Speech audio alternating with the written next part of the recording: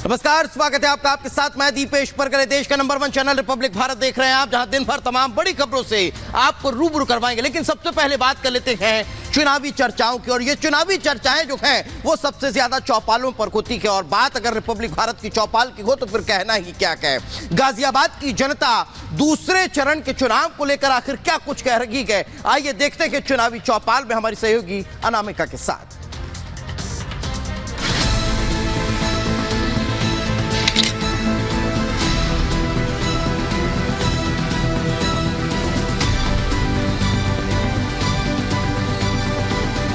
जितना भी वोट पड़ेगा उसका 67% बीजेपी को मिलेगा। सबका साथ सबका विकास सबके प्रयास का नारा है।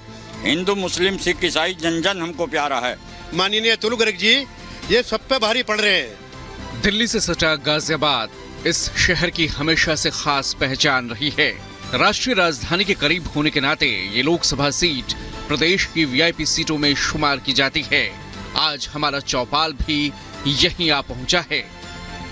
लोकसभा चुनाव की महासंग्राम में मेरी मौजूदगी इस वक्त गाजियाबाद लोकसभा सीट पर है, जहां पर 26 अप्रैल को यानी कि सेकंड फेज में यहां पर वोटिंग होनी है। हालांकि अगर इस बात की जाए इस सीट के प्रत्याशियों की, तो बीजेपी की ओर से इस बार जनरल वीके सिंह का टिकट काटकर अतुल गर्ग को प्रत्याशी बनाया गया है, जबकि सपा कांग्रेस की ओर से डॉली शर्मा को प्रत्याशी बनाया गया है। बसपा की ओर से नंदकिशोर पुंडीर चुनावी मैदान में है, लिहाजा यहां पर मुकाबला त्रिकोणीय हो चला है। ऐसे में क्या गाजियाबाद में बदला है पहले से माहौल? क्या सरकार की योजनाओं का यहां पर लोगों को लाभ मिला है? क्या एक बार फिर से बीजेपी यहां पर कमल खिलाने में हो पाएगी कामयाब? ये जानने का प्रयास करेंगे हम जनता के बीच बात करके। और चूंकि ये जो इलाका है ये यहाँ पे व्यापारी वर्ग का इलाका है, आपको आसपास जितनी भी मार्केट दिख रही है यहाँ पे ज्यादातर व्यापारी हैं और सबसे बड़ा मुद्दा रहा है इनके लिए सुरक्षा का। लिहाजा क्या गाजियाबाद में व्यापारियों के लिए सुरक्षा का माहौल बन पाया है या फिर हालात वैसे ही है? शुरुआत करूंगी भाई साहब मैं आपसे। आप बताइए, गाजियाबाद में सुरक्षा को लेकर के लोग बहुत शिकायतें करते थे पहले। नहीं, अब कुछ नहीं ऐसा कुछ नहीं ना, अब तो एकदम बढ़िया। कुछ माहौल बदला है भाजपा? बहुत ही ज्यादा बदला। नहीं, बहुत ज्यादा बदला है। क्या माहौल बदला? कभी भी लेडीज कभी भी रात में भी कहीं जा सकते हो, कोई दिक्कत नहीं है। कोई दिक्कत नहीं। ना, पहले क्या था? पहले तो कोई निकलता ही नहीं था, 9 बजे के बाद बाहर निकलता ही नहीं था कोई। अच्छा। खासकर लेडीज तो निकलती नहीं बेचारी, कोई डर था उन्हें। अब नहीं है कुछ डर। आप बताइए, कुछ नौजवानों के रोजगार को लेकर सरकार बड़े बड़े वादे कर रही है, विपक्ष इसे मुद्दा भी बना रहा है। रोजगार को लेकर लगता है सरकार कुछ कदम आगे बढ़ी है? ये विपक्षी पार्टियों की चाल है। ये विपक्षी पार्टियों की चाल है। ये सीधा ये गुमराह करना चाह रहे हैं कि इस देश में भुखमरी है या बेरोजगारी है, इसमें सब है। रोजगार है सब इसमें, और इसमें खुशहाली है। और इसमें खुशहाली के साथ साथ बिल्कुल इसी में कानून व्यवस्था है।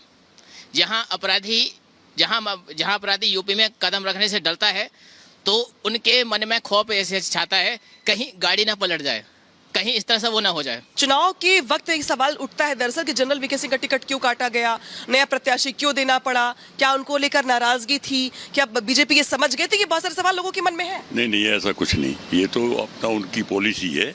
अब के यहाँ जो थी उनको गर्ग सा मतलब एक तरह से वैस्ट को देना था और इसलिए इन्हें टिकट दिया गया। बाकी इसमें कोई नहीं, उन्होंने भी बहुत विकास किया। पार्टी की पॉलिसी है, पार्टी की नीति है, किसी नीति के अंतर्गत ही नाम काटा कोई। वैसे उनका वही अच्छा रहा उनका विकास के लिए।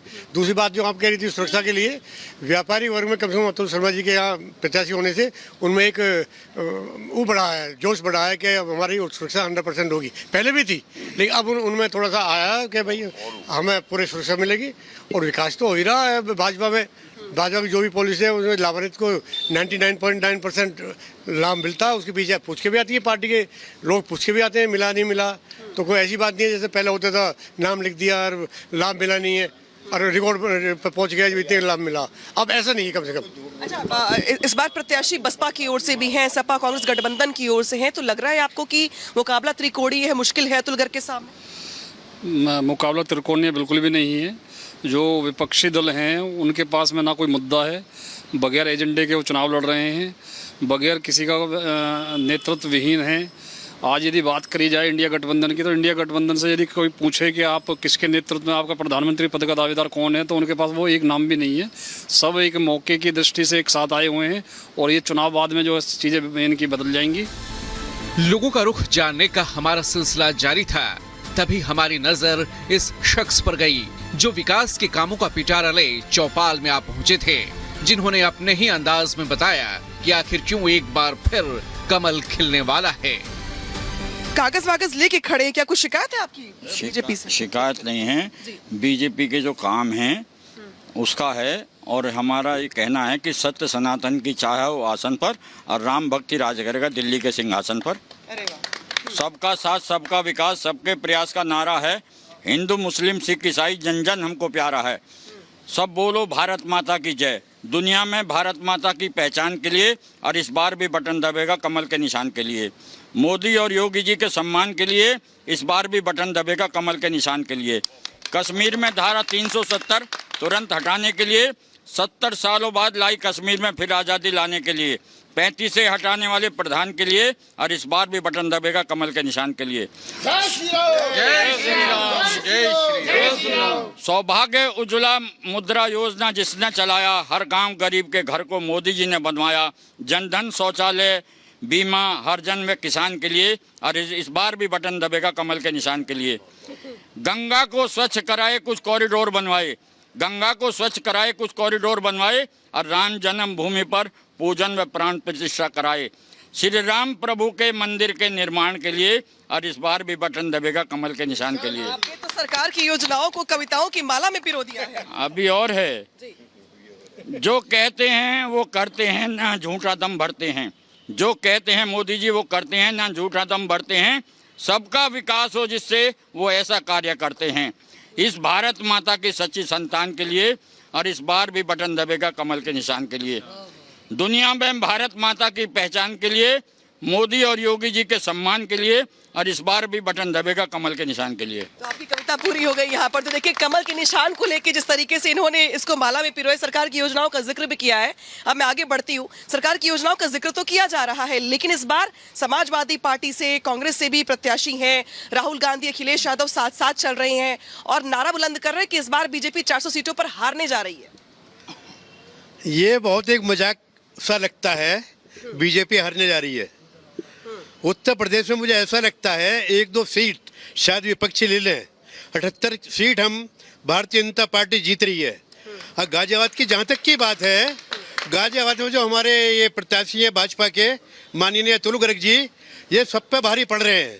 जीत तो रहे हैं, मोदी योगी जी के नाम पे वोट मिल रही है, लेकिन जब प्रत्याशी अच्छा होता है वो पूरे भारतवर्ष में मैं दावे के साथ कह सकता हूँ गाजियाबाद के अतुल गर्ग सबसे ज्यादा वोटों से विजयी होंगे।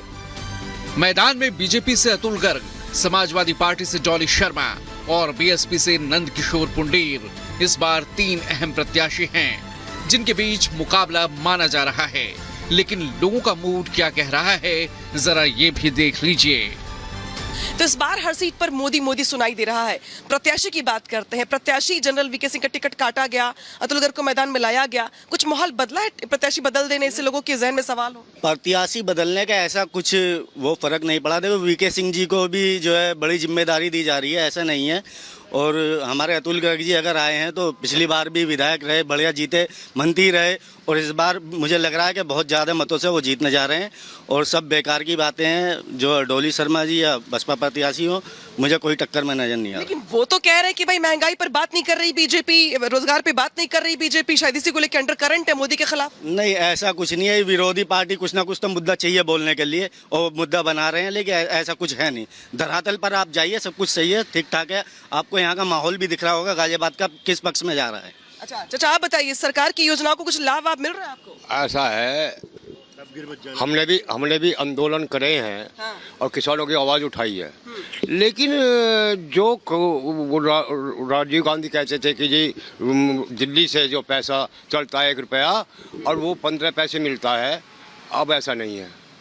अब वो 2000 रुपये जो मिले हैं किसान को, 6000 रुपये साल के मिलते हैं, उससे बेनिफिट मिला है उत्पादन में भी। उससे क्या है कि किसान ऐसा होता है लाचार, कभी कभी कोई परिवार कि वो खाद बीज नहीं ले सकता, ट्रैक्टर की जुताई नहीं करा सकता, छोटी ज़मीन है, 1 एकड़ है या 2 एकड़ है, और वो